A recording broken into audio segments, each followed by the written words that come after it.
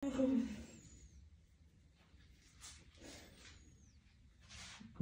na yung... gawas ng dugo. Nandito na tayo sa ospital.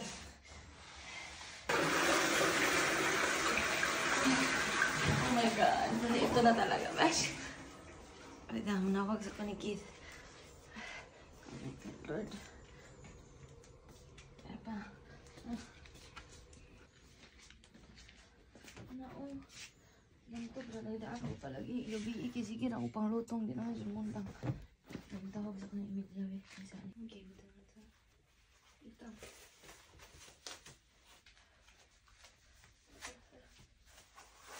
Iubos ko na yung kilip ko, dog. Okay.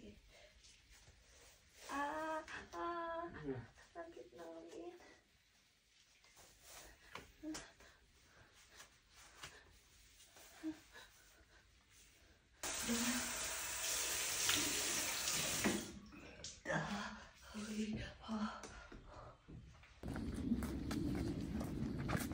Molly, now, please, just... You have to... I don't know what to do now. Okay, relax. Relax. I can feel it leaking. My water just broke. Really? No, it's leaking. It's leaking. What do you mean it's leaking? You know, it's like when you're having period, you can feel it's coming out from your vajayjay. Yeah, great. Something like that. Don't die, okay? No, I can't. It's not painful. It's just so uncomfortable, you know. I'm holding it so that the baby will not come out here in the car.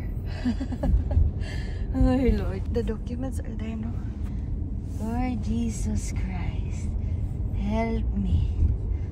I should chill. So everything that we did this week is effective, yeah?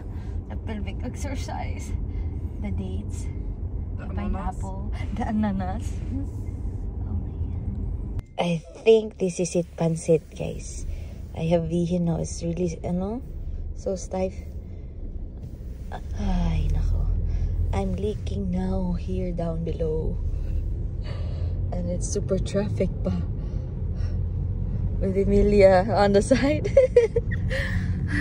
I'm gonna give birth very soon. We're going to the hospital now, as in at the very moment. Tudo at the back. What? Your due date is 29 and that today is 19. Like 10 days earlier. Is that okay? Yeah, it's sometimes 2 weeks before or after your due date. Especially if primary. Yeah, the papers are there and my motor pass and my health insurance. Let's go to the hospital, guys. Let's give birth. Ano daw na may emergency.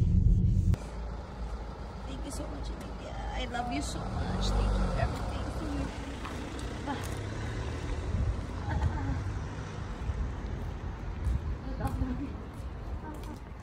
Let's go.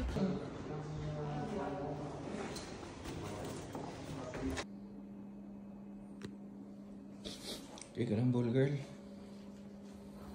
I love you, baby. Baby, I love you. Naka-cardiotocography po tayo. Ito po yung monitor nila. Bleeding na po kasi ako, spotting ba. Tumiretso na po kami dito sa hospital para just in case lumabas si baby.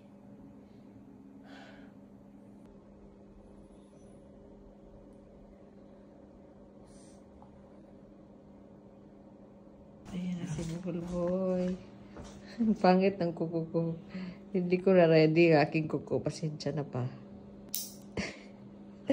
Luya po down. Thank you, Dodo. Nang lutong na naman ng aking tiyan. Ow. Thank you, Bulboy. Kaka-ultrasound lang ni Doc sa akin kanina. Sarado pa daw ang aking cervix nung inaiya ako ng hebame nung midwife. Pero naglilik na po ng blood at fluids ko. Tapos, bigla akong naalala, hindi pa pala ako ng nail cutter. Nag-shave lang ako today.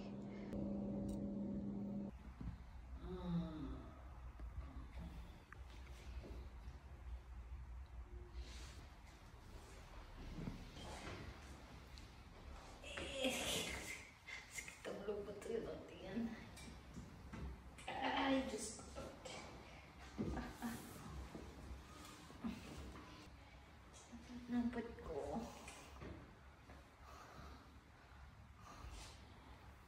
lang.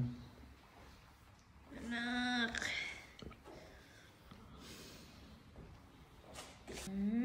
Baby. Gahi kayo. Lutom na po.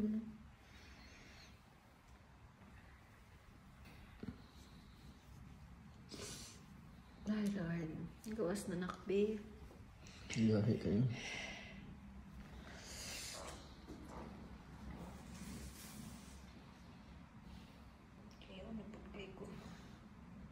Yung nurse ka, tas magiging pasyente ka na now. Hindi ko alam kung na-admit na ba ako ever. Parang wala akong maalala na na-admit ako. Buong buhay ko ngayon lang ata na manganganak na. Ito na nga po. Higa muna tayo magpahinga para may energy para sa panganganak. Ano na bohol baby ko? Manganak na tayo baby. Lalabas ka na ba? Go, go, go. Rest mo na si mama mo. Ayan si tatay, oh. Oh, chillin ka lang dyan, Bolboy. Ayan si Bolboy, oh. Tinatawagan, kinakontak na lahat ng mga tao. Diyos ko, excited, mamalita. Pwesto na po tayo dito. Diyos ko, Lord. Lagi na po ako nagko-contraction. Ito na po yung family room na kinuha namin ni Bolboy. Malaki po siya, in fairness. Ayan. Pag family room kasi, at least, pwede siya dito matulog sa akin, katabi ko. 24 hours siya pwede sumama sa akin. May extrang bayad nga lang.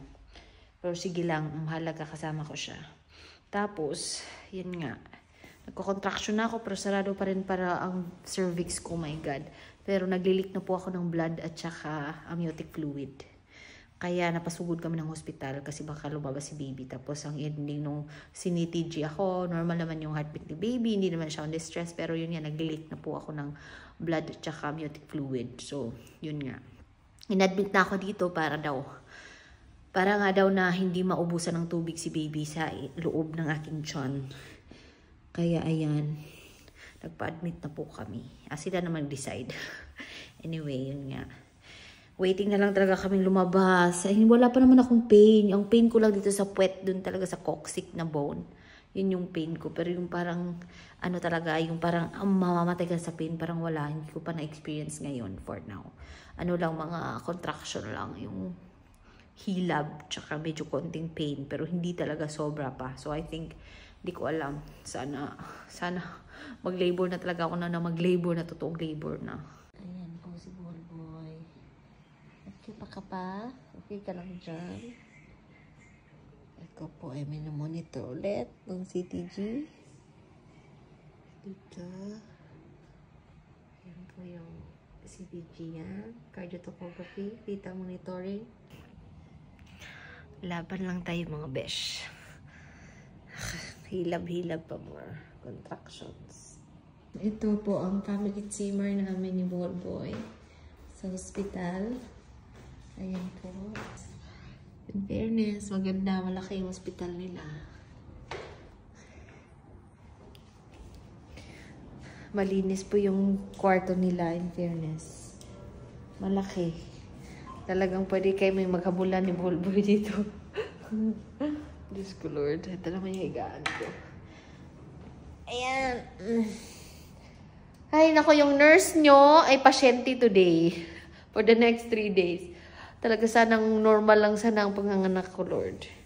Galing lang kami nag-CTG kanina, second CTG. Every 2 hours ako minomonitor yung baby ko sa loob. Kung regular na may contraction ko, okay lang ba siya? Di ba siya na di-distress kasi nga naglilik na yung fluids ko or amniotic fluid ko. Yung panubigan, kumbaga. Yung hindi pa naman kasi regular yung contraction ko eh. Pero yeah. Let's do this mga beshies. Ilabas na natin si Ball Baby.